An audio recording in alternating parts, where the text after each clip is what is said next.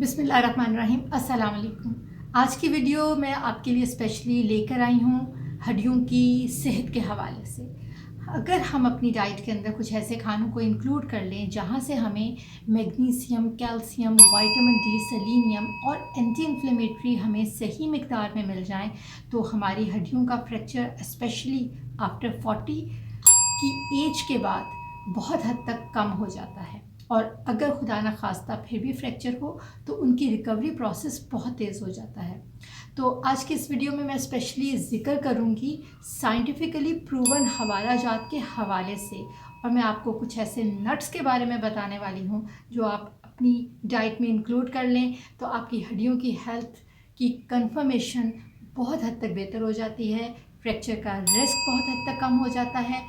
और अनफॉर्चुनेटली खुदा ना खास्ता अगर कोई फ्रैक्चर हो भी जाए तो उसमें रिकवरी प्रोसेस बहुत तेज़ हो जाता है, क्योंकि ऑस्टियोब्लास्ट की एक्टिविटी बहुत बढ़ जाती है। ऑस्टियोब्लास्ट ऐसे खुलियात होते हैं जहाँ से हमारी बोन बनती है, और ऑस्टियोक्लास्ट की एक्टिविटी बहुत हद तक कम हो जाती है। वो ऐसे खुलियात जहाँ से बोन की खाने का अमल जारी रहता है, यानी कि बोन की रिजॉर्प्शन हो रही होती है।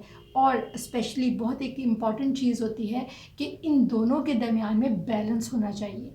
ऑस्टियोब्लास्ट और ऑस्टियोक्लास्ट एक्टिविटी के दरमियान में जब तक बैलेंस नहीं होगा तो बोन की जो रीमॉडलिंग होगी, न्यू कैलस फॉर्मेशन यानी कि न्यू बोन फॉर्मेशन होगी, वो ठीक तरीके से नहीं हो पाएगी। आज की मेरी वीडियो बहुत इंपॉर्टेंस रखती है उन लोगों के लिए कि जिनके घरों के अंदर बुज़ुर्ग हजरात होते हैं और उनको उनकी बोन हेल्थ के हवाले से, ऑस्टियोपोरोसिस को कम रखने के हवाले से जो उसका एक प्रोसेस चल रहा होता है उसको स्लो डाउन रखने के लिए उनको स्पेशली हर वक्त एक डाइट की ज़रूरत होती है।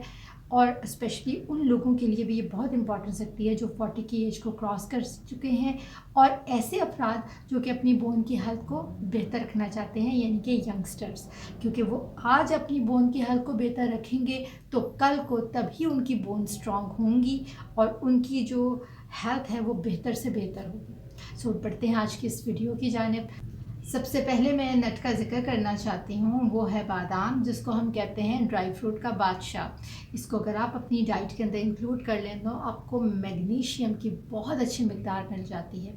एक मुट्ठी बादाम के अंदर आपको 76 से 80 मिलीग्राम तक मैग्नीशियम की मिकदार मिलती है, लेकिन सबसे अच्छी बात क्या है कि साथ में आपको फास्फोरस भी मिलता है।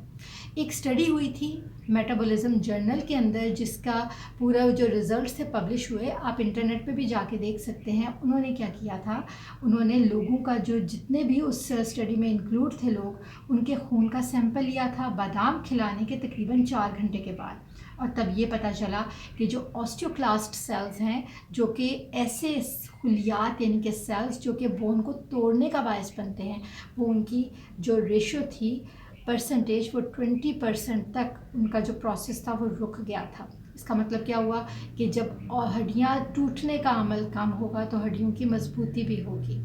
और रीमॉडलिंग के अंदर जब फ्रैक्चर होता है उसके बाद ये प्रोसेस बहुत ज़्यादा इम्पॉर्टेंस रखता है। दूसरे नंबर पे आता है अखरोट।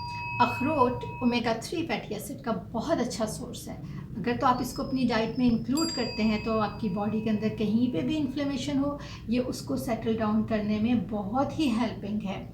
उसके अलावा मैं आपको बताऊं कि एक रिसर्च आई थी जो कि पेन स्टेट वार ट्रायल 2024 के अंदर, उसके अंदर ये पता चला था कि ये ऑस्टियोक्लास्ट एक्टिविटी को कम करता है और ऑस्टियोब्लास्ट जो हड्डियां बनाने वाले खुलियात हैं उनको भी ये बहुत हद तक बढ़ा देता है।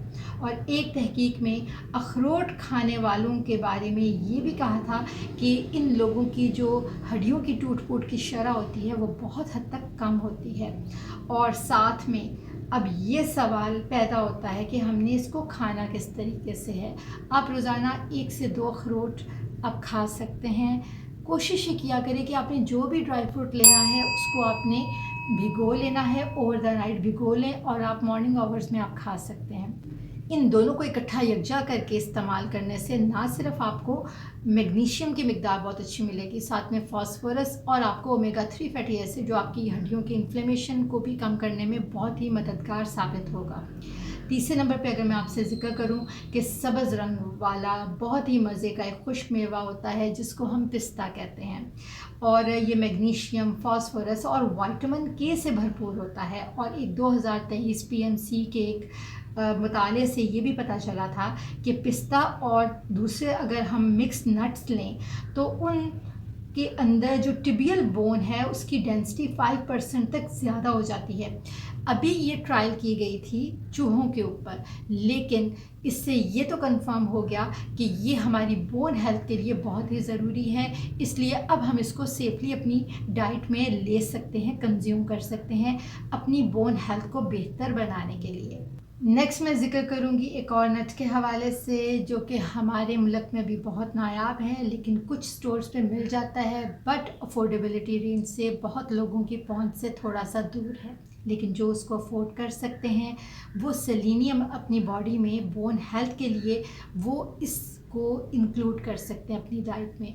इसको हम कहते हैं ब्राज़ीलियन नट, और ये एक तहकीक ने भी साबित किया था कि हमारी जो बोन की हेल्थ है उसमें सेलेनियम बहुत ही अच्छा एक इम्पॉर्टेंट एक फैक्टर है जो कि फ्रैक्चर के ख़तरे को कम करता है और हमारी जो हड्डियां हैं उनकी कसाफत को बढ़ाता है।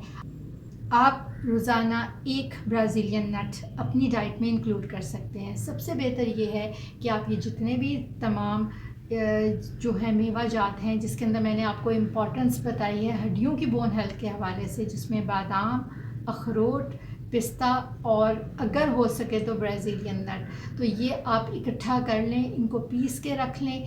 ऐसा भी आप कर सकते हैं, आप दूध में डाल के इस्तेमाल कर सकते हैं, लेकिन अगर आप ऐसा नहीं करना चाहते तो आप इनको रात को भिगो के रख दें। मॉर्निंग आवर्स में इनको आप भीगे हुए जो है उनका छिलका उतार के आप इजीली खा सकते हैं। अगर आप दिल करें तो अगेन आप दूध के साथ ले सकते हैं, या फिर आप वैसे ही इसको आप चुबा के ले सकते हैं। बोन हेल्थ के लिए ये बहुत ही अच्छे हैं। उसके अलावा एक और तरीका भी है कि अगर आप इसको सलाद, दही या फिर कोई और स्मूदी के साथ आप इनको मिक्स करके लेना चाहें, आप इनको पीस के रख लें और जिस वक्त भी आपको ज़रूरत हो आप दही में डाल के ले सकते हैं। आप कोई भी अपना कोई स्मूदी ले रहे हैं उसमें डाल के ले सकते हैं, या फिर आप सलाद के पत्तों के ऊपर आप स्प्रिंकल करके भी खा सकते हैं। ये आपकी अपनी चॉइस है, इसके लिए आपका एक ओपन हैंड है, आप फ्री हैंड है, आप जिस तरीके से भी खाएं, लेकिन अपनी डाइट में कोशिश करें कि इनको ज़रूर इंक्लूड करें। उम्मीद करती हूँ कि आज की वीडियो आपको अच्छी लगी होगी। मुझे कमेंट सेक्शन में आपने ज़रूर बताना है कि आप कौन सा नट खाना पसंद करते हैं, कोई और आप इन्फॉर्मेशन चाहते हैं बोन हेल्थ के हवाले से या कोई और किसी डिज़ीज़ के हवाले से, तो आपने हमें ज़रूर बताना है। इंशाल्लाह मिलते हैं अगली वीडियो में नए टॉपिक के साथ। अल्लाह ने के बाद।